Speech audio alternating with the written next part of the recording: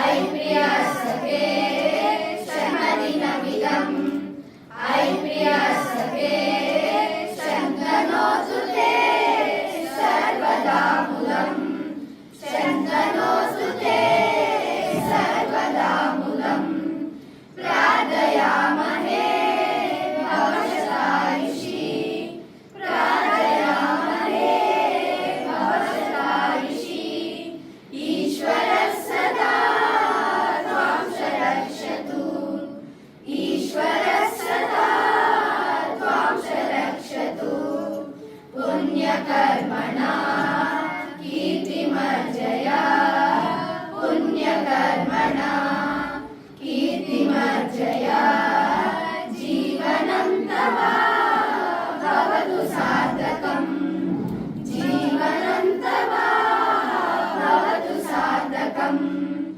जन्मदिनमिदम् ऐ प्रिया सखे जन्मदिनमिदम् ऐ प्रिया सखे शन्तनोतु ते सर्वदा मुदम् शन्तनोतु ते सर्वदा मुदम्.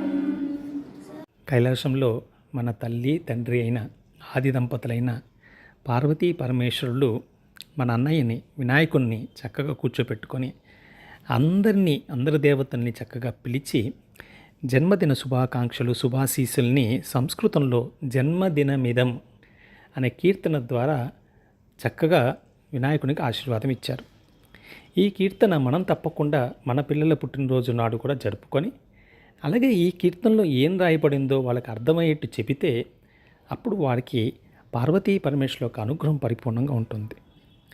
జన్మదినమిదం అయి ప్రియ సఖే అన్నప్పుడు మనం ప్రియమైన పిల్లలకి స్నేహితులకి పుట్టినరోజు శుభాకాంక్షలు చెప్తున్నాం. శంతనోతుతే సర్వదాముదం, ఇక్కడ ఎల్లప్పుడూ మీకు శాంతి, పరమశాంతి, ఆనందాన్ని ఈ పుట్టినరోజు కలుగజేయాలని మీకు ఆశీర్వాదం ఇస్తున్నాం. ప్రార్థయామహే భవశతాయుషీ, ఇక్కడ మనం ప్రార్థిస్తున్న భగవంతుని ఏమిటంటే మీరు చక్కగా 100 సంవత్సరాలు ఆరోగ్యాలతో జీవించాలని మేము ప్రార్థిస్తున్నాం. ఈశ్వర సదా త్వాం చ రక్షతు, ఈశ్వరుని పరమేశ్వరుని మేము ప్రార్థిస్తున్నాం ఏమిటంటే ఎల్లప్పుడూ మీకు రక్షణగా ఉండాలని ప్రార్థిస్తున్నాం.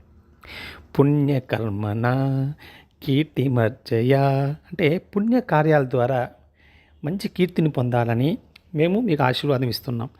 జీవనం తవా భవతు సార్థకం, అలాగే మీ జీవితం చాలా అర్థవంతంగా సార్థకత కావాలని మీకు ఆశీర్వాదం ఇస్తున్నాం.